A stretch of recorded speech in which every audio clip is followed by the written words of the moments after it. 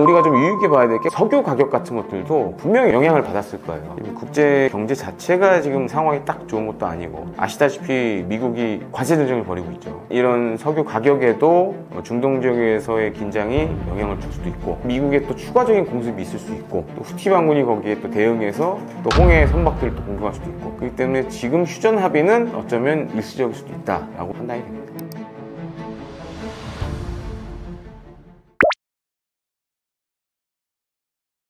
일단은 최근 지난해부터 이스라엘이 이 가자지구 하마스에 대한 군사적인 공격을 하면서 이 후티 반군 같은 경우는 역설적으로 이란의 지원을 받는 일종의 그런 단체라고 할 수 있거든요. 그래서 이 후티 반군이 이스라엘을 향해 뭐 탄도미사일 쏜다거나, 그 다음에 이제 자폭 드론을 날리거나, 뭐 이런 일들을 많이 해왔어요. 또 한 가지로는 홍해가 세계 상선이 왕래하는데 굉장히 중요한 그런 포인트에 있습니다. 근데 이런 홍해에서 예를 들어서 뭐 미국이라든지 이스라엘을 지원하는 그런 미국의 동맹국들에 대한 공격을 계속 해왔거든요. 그래서 이제 많은 대응을 그동안 해왔습니다. 특히 이제 바이든 행정부 시절에도 미 해군이 파견을 가거나 아니면 동맹국 해군들이 가서 후티 반군이 이런 일반 상선에 대한 공격에 방어하는 그런 역할도 해왔는데, 트럼프 2기 행정부가 들어서면서 좀 상황이 달라졌어요. 지금 이제 약간 복잡한 상황이 있는데, 앞서도 말씀드렸다시피 이제 후티 반군이 이란의 지원을 받는 세력이다 보니까 미국이 이란을 직접 때리기에는 안보적으로는 좀 리스크가 있고,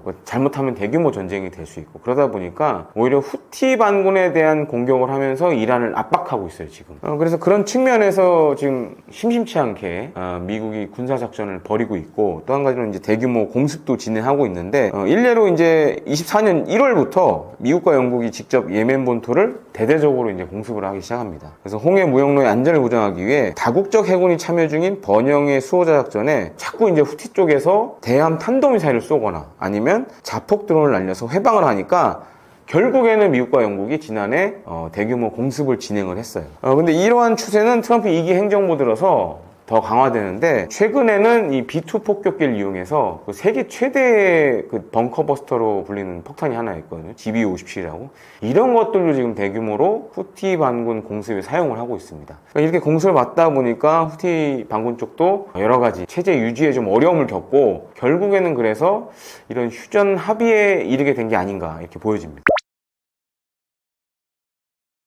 근데 이전에 이 후티 반군의 공격으로 인해서 많은 상선들이 홍해를 우회해서 지나갔어요. 왜냐면은 배에 대한 파괴도 있지만 배에 타고 있는 승무원들이 또 사상자가 발생할 수 있잖아요. 또 한 가지로는 이제 보험료라든가 이런 것들도 같이 연관이 되어 있기 때문에 그래서 그동안 계속 우회를 해왔는데, 이제 이렇게 우회를 하게 되면 어떤 일이 생기냐, 선박 그 운송료가 자연스럽게 올라가겠죠. 그래서 지금 이게 상당히 큰 리스크가 되고 있고, 그러다 보니까 미국 입장에서는 이걸 빨리 정리할 필요가 있고, 또 미국은 많은 분들이 이제 모르시는 것 중에 하나가, 미국이 굉장히 큰 국토 면적을 자랑하지만 미국은 바다로 일어서서 성공한 강대국 중에 하나입니다. 해양 전략이 굉장히 중요한 나라 중에 하나예요. 그러한 해양 전략의 핵심이 뭐냐, 홍해와 같이 이런 중요한 포인트들을 누가 장악을 하느냐, 그게 핵심이라고 할 수 있는데, 잘 보시면 중동 지역에 많은 미 해군의 전투함들이 나가 있어요. 항공모함들도 나가 있고, 이제 이런 이유들로 인해서 어떻게 보면 이제 이런 민간 선박의 안전과 항행의 자유를 그동안 사실 미 해군이 많이 보장을 해왔죠. 거기에는 이제 우리나라도 많은 혜택을 입었고, 그런 측면에서 향후에 만약 휴전에 정말 합의가 된다 그러면 홍해를 지나다니는 이제 국제 상선들의 숫자가 이전보다는 확실히 늘어나겠죠.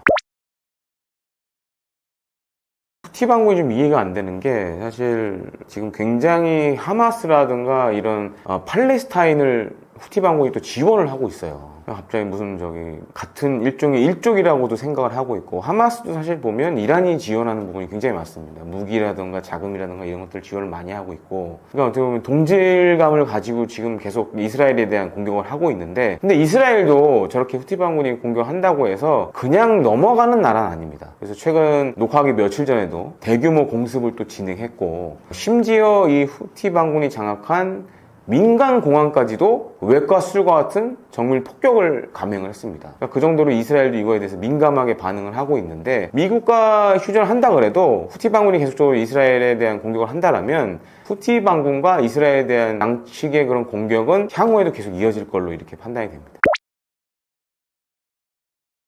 오만 같은 경우에는 사실 홍해를 인접하고 있는 국가 중에 하나고, 이런 해상 운송으로 국가의 수입의 많은 부분을 담당하는 게 있습니다. 그렇기 때문에 휴전 합의에 적극적으로 나설 수밖에 없었고, 사실은 이런 양국 간의, 그러니까 후티와 지금 미국, 이스라엘 간의 이런 긴장 관계가 계속되면 중동 국가들도 사실 힘들어요. 그러니까 아라비아해를 접한 국가들이라든가 홍해를 접한 국가들은 당연히 이제 국가 경제에 영향을 받겠죠. 그래서 사실 오만이 적극적으로 중재자 역할을 자처한 걸로 보여지고, 어떻게 보면 이제 후티 반군과 미국을 중재하는데 가교 역할을 했다고 봐야겠죠. 그래서 이런 측면에서 좀 합의를 이끌어낸 게 오만 정부가 어떻게 보면 이제 국제적으로 평화의 메신저 역할을 했다라고도 생각이 되고요. 향후에도 그렇다면 만약에 또 후티 반군과 미국 간에 또 긴장이 고조된다면 오만 정부가 또 지금보다도 더 적극적으로 나설 가능성이 굉장히 높다고 보여집니다.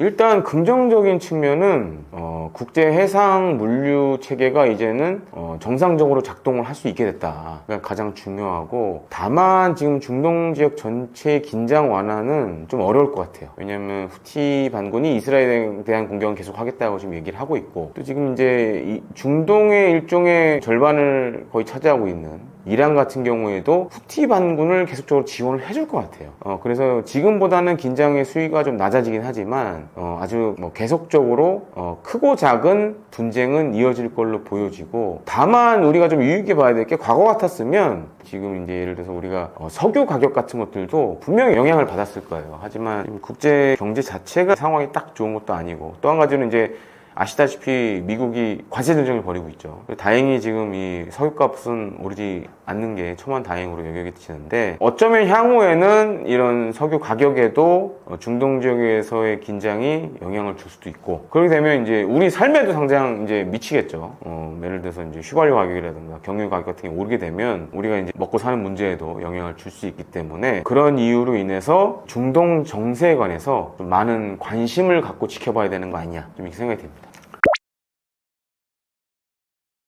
이게 그러니까 휴전 합의라는 게 개인적으로 봤을 때는 한시적일 수도 있다. 지금 후티 반군의 태도 여하에 따라서 지금 이스라엘에 대한 공격은 계속 하겠다고 얘기를 하고 있잖아요. 그럼 이제 미국의 중동에 있어서 가장 중요한 동맹국 중 하나가 이스라엘인데, 그리고 이제 미국 내에 보면 친이스라엘을 지원하는 사람들이 굉장히 많거든요. 그러면 또 이후에 미국의 또 추가적인 공습이 있을 수 있고, 또 후티 반군이 거기에 또 대응해서 또 홍해 선박들을 또 공격할 수도 있고, 그렇기 때문에 지금 휴전 합의는 어쩌면 일시적일 수도 있다라고 이렇게 판단이 됩니다.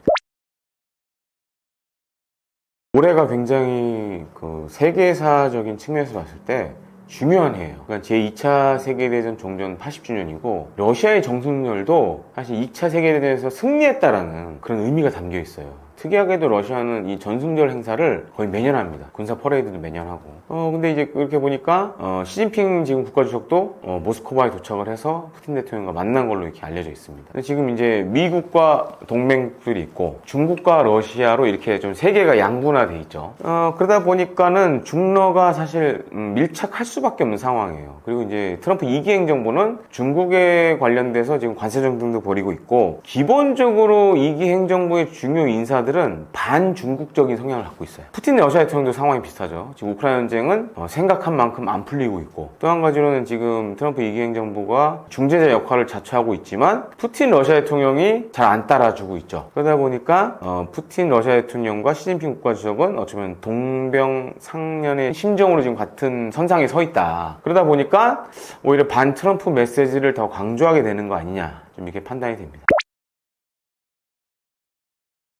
러시아 쪽에서는 지금 김정은을 초청한다 이런 얘기도 이전부터 많이 했었고, 근데 전승절 행사에 합류할 가능성은 아직까지는 좀 상대적으로 낮아 보입니다. 그러니까 중국 같은 경우에는 지금 전승절 행사에 시진핑 중국 국가주석도 참석을 했고, 또 한 가지는 의장대도 보냈어요. 그래서 지금 이제 모스크바에서 연습도 하고 이러는데, 아직은 북한이 의장대라던가 병력을 전승절 행사에 보냈다라는 뉴스는 나오고 있지 않고 있어요. 그리고 만약에 김정은이 이 모스크바에서 열리는 전승절 행사에 참가하려면 항공편이나 철도로 와야 되는데, 기본적으로 과거 그 하노이 북미 정상회담 봤을 때 대부분 이제 김정은 같은 경우에는 열차로 이동을 많이 했거든요.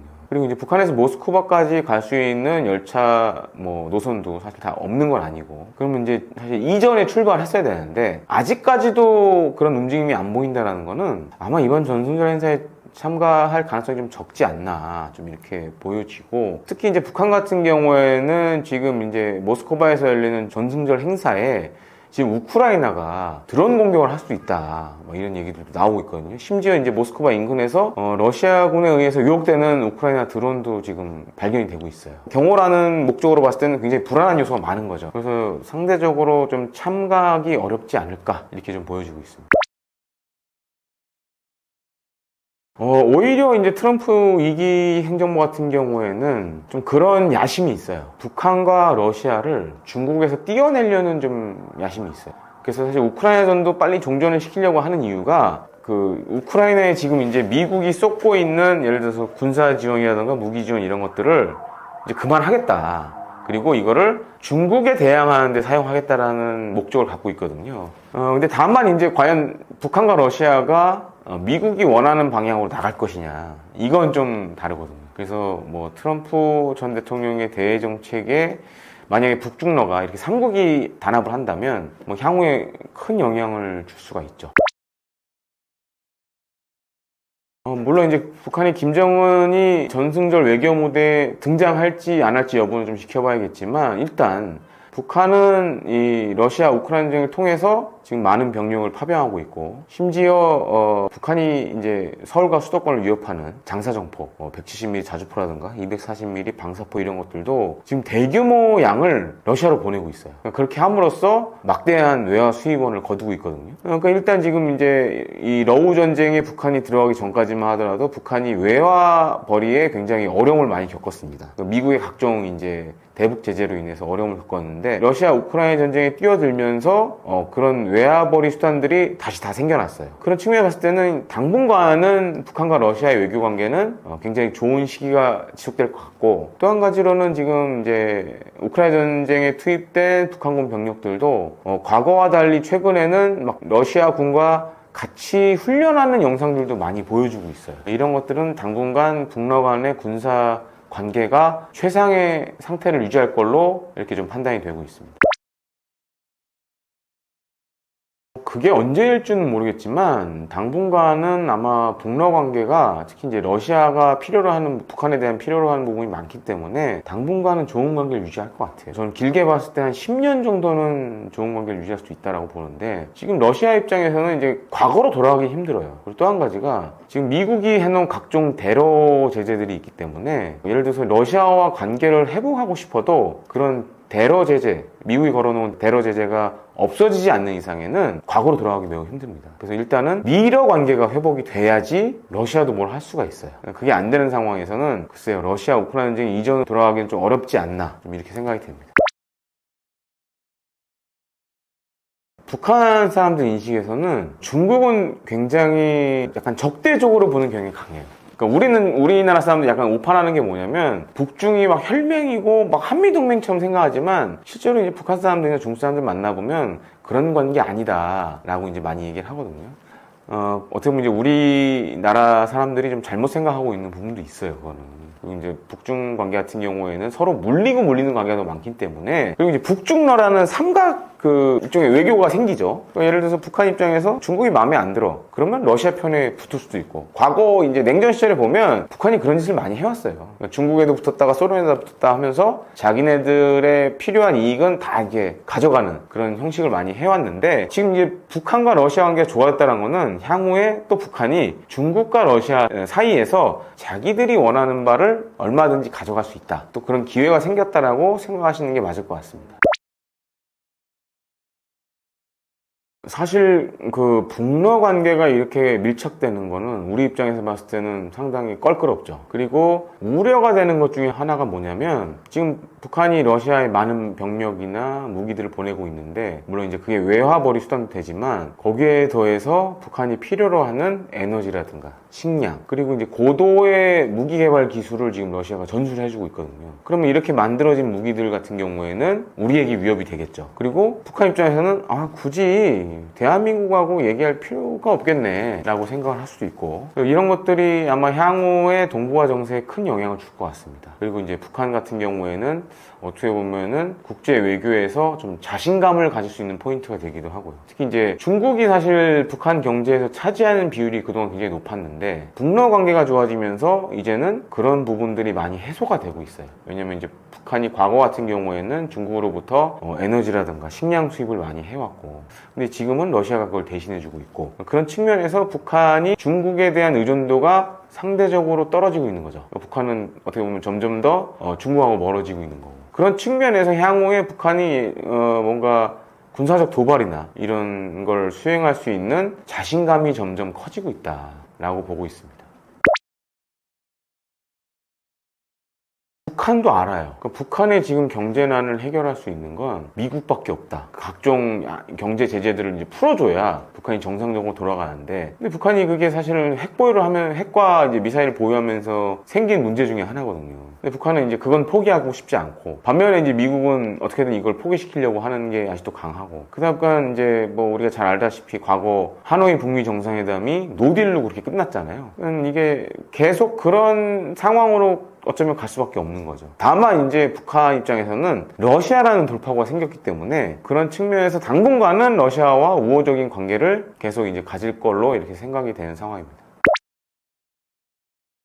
사실 지금 이제 뭐 미국의 관세 전쟁이라든지 제가 태어나서 가장 격변하는 국제 정세를 맡고 있는 것 같아요. 그래서 물론 이제 우리가 뉴스를 보면서 국제난을 잘 안 보는 경우가 많죠. 관심 없으면 잘 안 보는 부분이 많은데, 지금은 이제 필수적으로 봐야 되는 부분이 아닌가라고 생각이 되고, 특히 지금 트럼프 2기 행정부 들어서 우리 실생활에 영향을 주는 것들이 굉장히 많아지고 있어요. 뭐 아주 단적인 예로 이제 관세 전쟁이 큰 영향을 주고 있고, 그 다음에 미중 관계도 영향을 주고 있고, 그 다음에 안보적인 측면에서 봤을 때는 이제 북러 관계도 영향을 주고 있고, 그 어느 때보다 한반도가 지금 역동적으로 변하고 있는 상황이고, 또 한 가지로 이제 6월 3일날 우리나라가 이제 대선이 있잖아요. 또 새로운 정부가 출범을 하게 되면 아마 이런 좀 어려운 상황 속에서 대한민국을 이끌어 나가야 될 것 같습니다. 그런 측면에서 새 정부에 사실 많은 분들이 기대하는 것들도 많을 거라고 생각이 되고요. 그렇기 때문에 변화하는 국제 정세에 대한민국이 잘 대처해야 될 거라고 생각을 하면서 마음을 짓겠습니다.